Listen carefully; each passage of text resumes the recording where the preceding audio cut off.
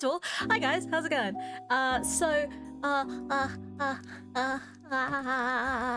Hello? Chat? I'm gonna let you do it. Say hi to YouTube! Say hi! Hi YouTube! So, there's a lot of lore to cover, and there's a lot of juicy news for us to get into, so we are going to...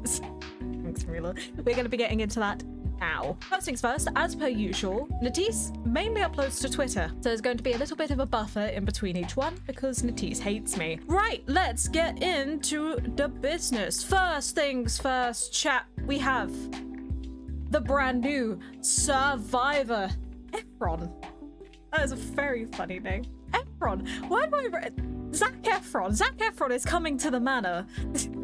Bald, my eyes. Okay, listen. Yes, he is bald. But can I also just say, yeah, he's bald. Guys, I love this design. Okay, listen, I was holding back. I'm holding back, right? I'm always holding back when it comes to like, I do want to slap a bit of cheese on his head. Stop distracting me. I was holding back when I first saw it because it's just like, surely not. Surely they're not doing this. But I know this dogs. I know it seems a bit like stating it, but we don't get this. We don't get this kind of design in these types of games, you know? It's either something that looks like Goatman or conventionally attractive. There's never really an in-between. His damn tootsies are out. I know, right? There's never anything in between when it comes to these types of games, because obviously the game company wants you to buy these characters or skins in IDV's case. A lot of people would consider bald to be unattractive. I think conventionally this guy looks just about the same as any other guy in IDV. He is attractive, right? But he's bald. How interesting. I wouldn't even say he's low-key hot, he's high-key hot, you know. Anyway, so Escapologist. First of all, why not escape artist? Anyway, so I don't know if you guys have seen the memes on like Twitter and stuff of all the ologists coming out. Yes, post-monologist is my favorite character in IDV. Anyway, let's actually have a look at his design. First of all, the first thing that really like comes out to me obviously is the fact that he has a lock as an eye. I mean, prospectologist. He has a lock for an eye.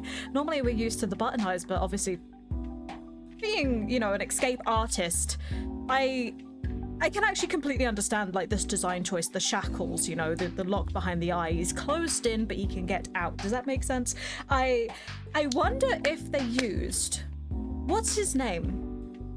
There was a really famous magician slash, well, I guess escape artist that was like super popular for a while. I completely forgot his name. It was in a Nancy Drew game. Houdini? Was it Houdini? I think it might have been Houdini. Yeah, it might have been Houdini, because well, he kind of feels like that, especially with the water tank vibe, because there wasn't there that big incident where he was stuck in a water tank and people were worried about it, because I do remember that being a thing, and that's kind of what, because IDV, funny enough, like they do actually think about their designs going into things, so there's often like real world counterparts to what we see in the game, right? I wonder if this is to do with that. I wonder if he inspired Houdini. Oh, I don't know. This is obviously it's all speculation, but that's what I got from looking at this. I was just like, oh, it had to be that guy, right? It had to be that guy. Moving on to like the rest of his designs, obviously he has the almost cuff shackles in his ear. I think that's really cool ear piercings. Also really interesting to see more characters with piercings, because again, this is set around about 1900s. So not very usual for piercings to be a thing. It was very frowned upon, especially in England, because you have to remember that Manor Game specifically takes place in England, or very northern England, almost Scotland. I think it's in Glasgow, isn't it, the manor? Ripped open shirt. Very interesting as well. If you look here on his arms, I can't quite, can we zoom in a wee bit more? There is markings on his arms that look like chain or perhaps chicken wire. Yeah, they look like chains, don't they? So he's even got like small markings about his time, even on his wrist there. He's got markings as well. Ooh, that's cool. I always like it when they add scars to characters. He definitely... I don't know how else to explain it, otherwise I would just like add more chains. He's got chains around his belt as well. When you can't find your belt in the morning, you have to make do. Got a little card. The ace as well. Interesting, interesting. Now the incense burner. I wonder if this is implying he's religious, right? Does anyone else feel that? Because there's reasons I'm saying that it might be implications that he's religious, because let's just say the cat cult is rearing its ugly head again, and by ugly I mean I love it because I would totally be a part of the cat cult. But it's been rearing its head, especially in recent patches, so perhaps this is something to do with that? Chat? I don't believe the lies that piercings didn't exist. So it's bad. No, they existed. They definitely existed. But they were frowned upon. Ratologist. I am the... That's my survivor name. The Ratologist has entered the manor. I also, can I just mention, this is cute. I like the fact that he has chains on the wall. It's cute. They didn't need to do this. They just did that. Just like, yeah, little chain. Yeah, shut up. But yeah, chat. I really dig this design. I really dig this design. I do feel like he, like we have said, he's definitely got something to do with the religion, perhaps like the cult. He has to have something to do with it. Why would he have an incense burner, right? It would make sense with the keys, the locks, that all makes sense. But why an incense burner? You know what I mean? That, oh, it's tickling my brain a little bit. Something's going on here. There's something hiding in here, and especially with this being announced around about the same time as the announcement for the next installment of Ashes of Memory. It's just like, ooh, chat. Anyway, what do you guys think about this design? I want to hear your guys' comments, because this is, to me, amazing. I'm a simp. Witness miraculous escape spectacle. Every lockpick screams salvation. Booing crowds thunder as applause stabs. Find the key or become the show's finale. Here we are. The video. Please put it as escape artist. Escape artist sounds so much better. Here we go. The video. I'm about to show you. Oh, that was behind him in the picture. Greatest escape act the world's ever seen.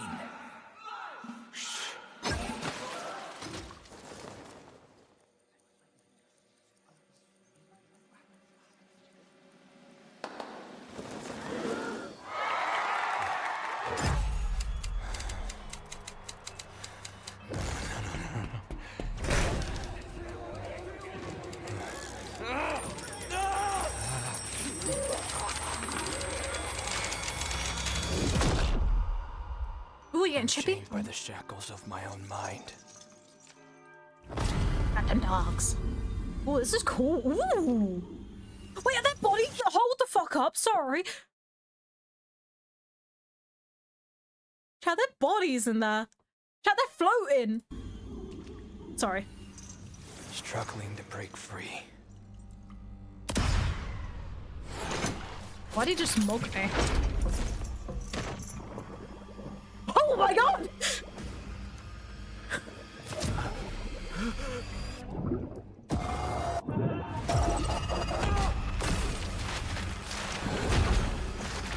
There are bodies in there.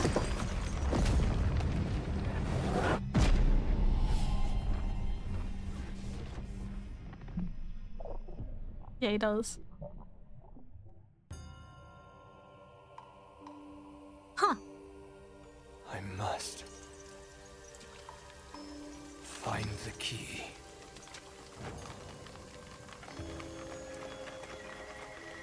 Huh? I have not seen that. That was my first reaction. That's why I kept on pausing it. Okay. Okay. All right. He's drowning people. Yippee! Everyone, hold each other's hands, because for those of you who have been in IDV for a bit now, they have released a lot of hunters recently that have been ridiculous, right? All the hunters recently have been extremely ridiculous. We have been hoping, praying that Natisse will hear us and give us a survivor. That is good. Will we finally get it? Let's find out. Oh, why is it always in like 240p? Yeah, man. Thank you. Failed escaped Aklef F runways with Wheeze. Is it Wes? Wise? How do I pronounce that last name? With a wound that could not heal. Medicine repaired his body. Faith. Oh, he is religious. Ooh. Soothed his soul, but since receiving the invitation, he believes that only the mysterious manor holds the key to his lost memories. I like this music. Death-defying escape. New survivor, Escapologist. Oh, he looks so good! Oh, he really looks good in game. Oh, he looks great. Ooh. We're gonna watch it once and then we'll oh.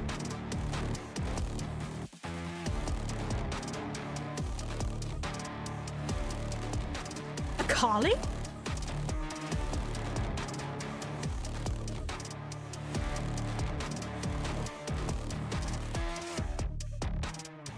A Carly?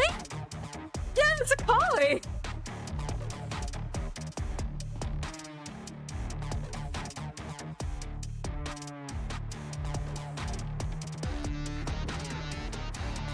Can't. Oh, yes, it's exactly what we thought. It's exactly what we thought. Everyone was saying you can get out of rocket chairs. You can't quite. I will read after this, so we'll read the skills. We'll read the skills.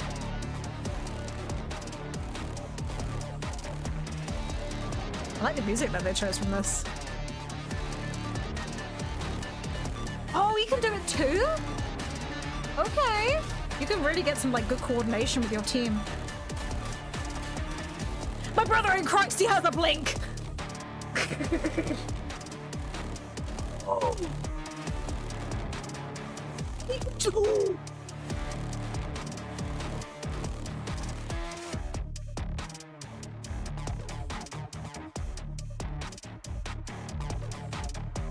Yeah, the music bangs. I might actually really figure out which one this is. I can avoid terror shocks. Mm-hmm.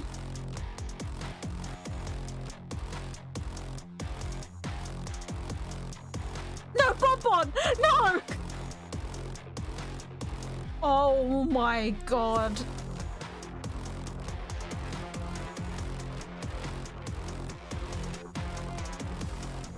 Bonbon, no!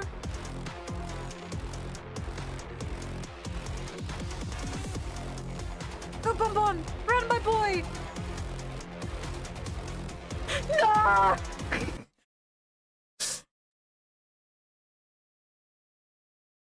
Run over the boy! Oh my god! Does that cancel that ability? Wait, does that cancel that? Or does it just move it?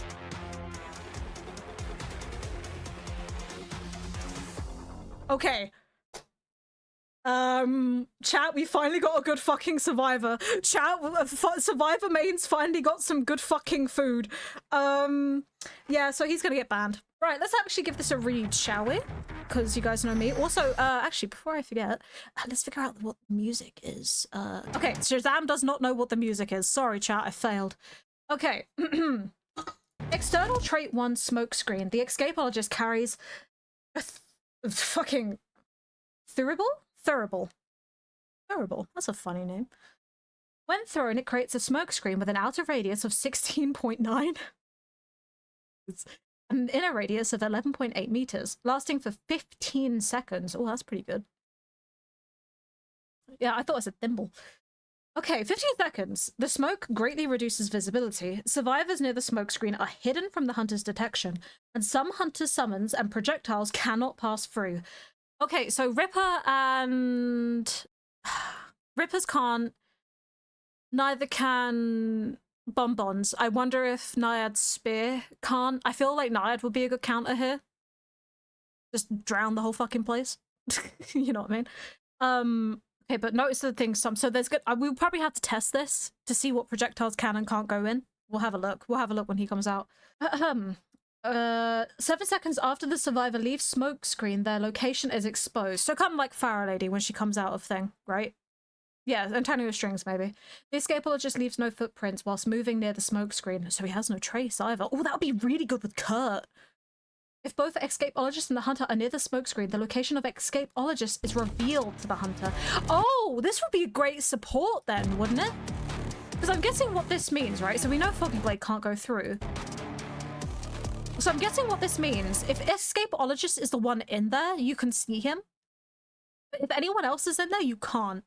So this would be really good for, like, defense. And also, I wonder, just then, could we? No, we didn't. Okay. Oh, that is interesting.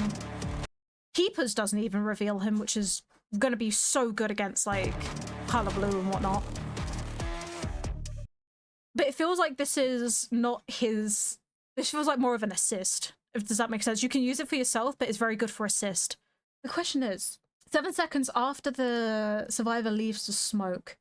So is it guaranteed to be 7 seconds afterwards, or can you go in and out, right? Because if escapologist, right, can be seen inside the smoke, but if he's out here and cannot be seen, could you technically go in and out, right?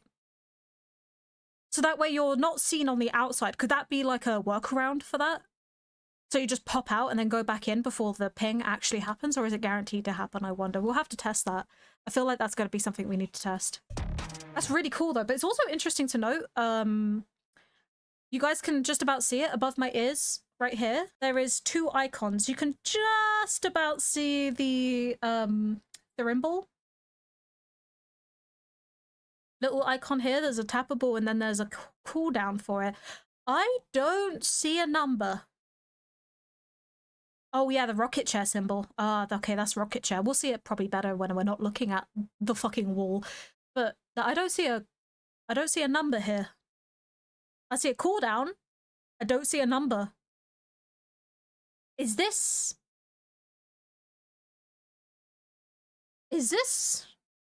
not a limited resource? Is this like Dr. Syringe? Can we just use this? Because if so, that's crazy. Duration and not cooldown? Yeah. Might be. External trait 2, Escape Act. When the thimble is placed near a rocket chair, if the survivor is put on the rocket chair, the escapologist can activate this ability within 5 seconds to transfer the survivor to another rocket chair within 38 meters. Right, so you have to put it down. Does that mean you lose the ability to create the smoke screen? So it's like a catch-22. You can either put up the smoke screen and keep it for yourself, or you can put it on a rocket chair that you think the hunter might go to. That's going to be really dangerous, right? Because as a hunter, I'm guessing you're going to be able to see that. So if you see it, you know they're going to get transported away. I feel like this will be really good for endgame with Cypher Camp, right? Because you know when like the endgame happens and the hunter is just like standing on that Cypher menacingly? I feel like that would be really, really good to stop that snowballing effect from hunters. But at the same time, I believe this might actually limit his abilities a little bit. I'm not too sure. It's going to be like Gardener, in a sense. I feel like that one. Where it's very situational. I don't feel like it will be like this instant thing. It feels like it's going to be more situational because, especially in IDV, there are fucking chairs everywhere. And the likelihood of them going to that chair is very low, but also the likelihood of them, like, not being able to make it in another chair in time would be very, very low, right? But this could also be used as a deterrent. Because if you see that as a hunter, you're probably not going to want to put the guy down there, right? Maybe it might be a deterrent. I'm not too sure. Okay, so within 38 meters. So there's also a limit to how far you can go. I'm going to guess that you'll be able to tell where they're going as a hunter. The rocket chair timer pauses during that transfer. After being transferred, the survivor cannot interact with the rocket chair for 6 seconds. Survivors in the basement cannot be transferred. Okay, so it's not an anti-basement camp. That kind of sucks. But I guess it also makes sense, because then he'd just be like permanently used on the just in case. It'd also open up basement locations, which oftentimes is a really good kite. Which normally you avoid, because you don't want to go down in basement. So I feel like this would be a good... Oh shit. Does that make sense? Like, say if a survivor gets downed really early, and as an escapologist you're there, you could probably put this on the chair and delay rescue, move them to a different location to pause that timer to give you guys more time to decode. Does that make sense? Because you can't touch it, but it pauses the duration. And I'm guessing for only a short amount of time, even then, it's still like an extra, like, what, 5 seconds saved? It might be a delay tactic. I need to see how this is going to work in game. Because I feel like solo, it's going to be nigh impossible solo to get this out. You know what I mean? This feels like it's going to need a team communication.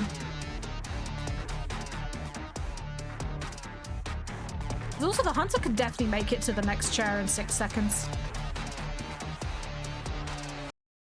Hunter can definitely make it to the chair in 6 seconds. Like, the 38 meters is not that far. So they have an icon over their head. It would be good for setups. Like, say for instance, right? A hunter chairs you in a dead area because you've used that area for the game. You can be moved to a different location. Or if you want to, yeah, like that really fucking annoying chair in Lakeside. You know, the ones by Big Boat, those two. The one on Big Boat and the one next to it down by shore, next to the bridge. Like, I feel like those would be 2 good places just to put that. But it depends whether or not this actually counts as something or not. Like, do you have to put it down, or is this automatically put down? That's what I'm worried about. Because if there's setup required, it's less likely to, like, be good, right? Because the more time you waste, the more time the hunter has, right? It's all about time wasting. You gotta balance it a bit. External trait 3, misdirection. The first time the escapologist takes damage equal to or greater than 1 normal attack, so it doesn't class for chip damage, so chip does not count, his Thurable protects him, blocking the damage and instantly moving him forward a short distance. Oh my. Yeah, we're looking at Escapologist. That is good. So he has a Gardener buff.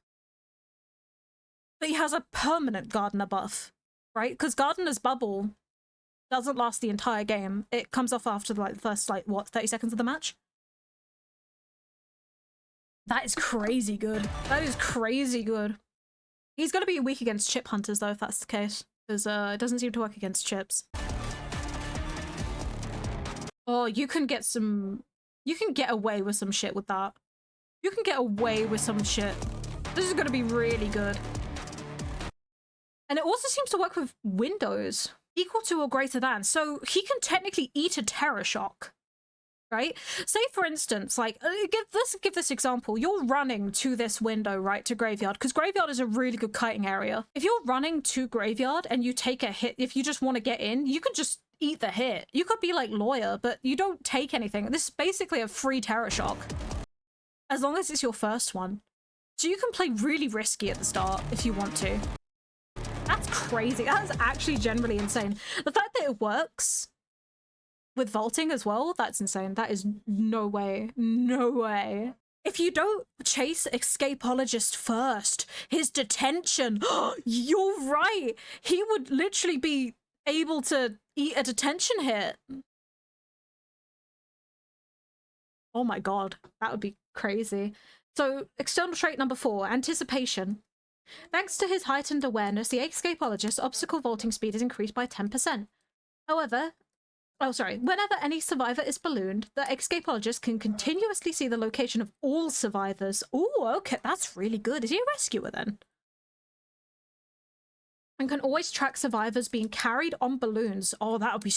This feels like he's going to be so good as like a team player.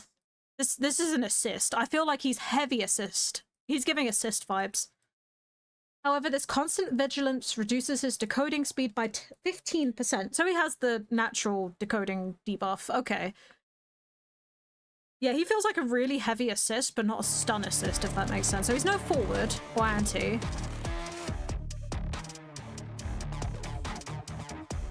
That would be really good for communication purposes, though, because there is a trait where you can see that. So if you carry that trait, it'll open up more of your trait window as well.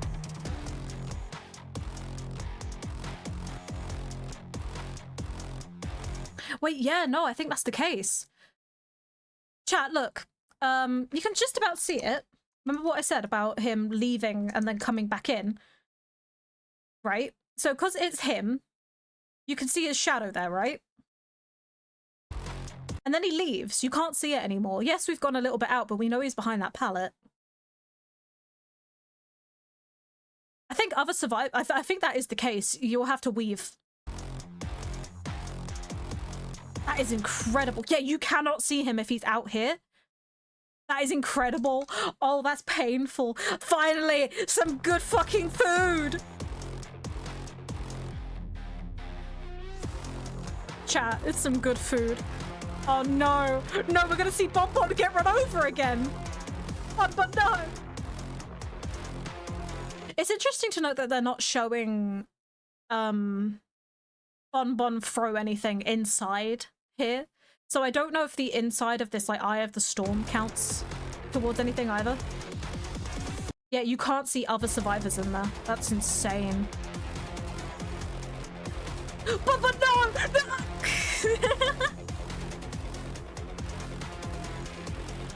Yeah, and you can put it in way better spaces as well.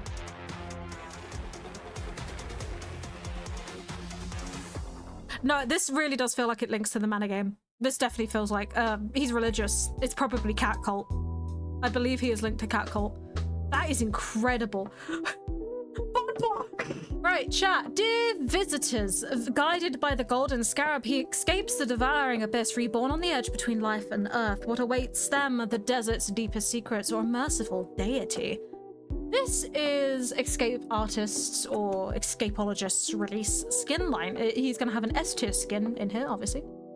S-tier. Based off, I guess, Egyptian mythos and, you know, mythology. Oh, I like that. We have, obviously, Escape Artist, Naiad, and Enchantress as our beautiful new ones. I really like this. I'm not gonna lie, chat. I really like this. I actually kind of dig it. Like, this looks really good. I really, really like these. Look how pretty it is. You can see it like breaking as well because he's covered in scars and whatnot, so he's breaking. Now, I must admit, I don't know much about like Egyptian mythology. I like that. I like it a lot. I do know, I do know a little bit, but not a lot. I don't know the name of this god, but I know what it does. I think it eats people. So that's pretty funny. But honest to God, slay, chat. Guys, I dig this. I dig this a lot. Like, look how beautiful these skins are. I feel like I'll be rolling on this. This is pretty. Yeah, let's have a look at the beaters. So we're gonna get Pharaoh Lady. Oh my God, yes, chat. We're getting another Gravekeeper skin where he has something on his stupid little head. Let's go! Finally! Another Seaweed Andrew. This time it's Bandage Andrew. I'm so happy. Sorry. Her Wax Artist, and of course there's another fucking Norton beater. Yeah. Kelly's still yapping? Yeah, we've been going for 2 hours. So, yeah, I really like this. I generally like this. I love the two separate hands, one without claws, one with claws. Oh, that's so cool. This is great. I love the plats as well. Oof. Oof. Oof. Oof. Chat. This is gorgeous. Well, I am extremely happy with this.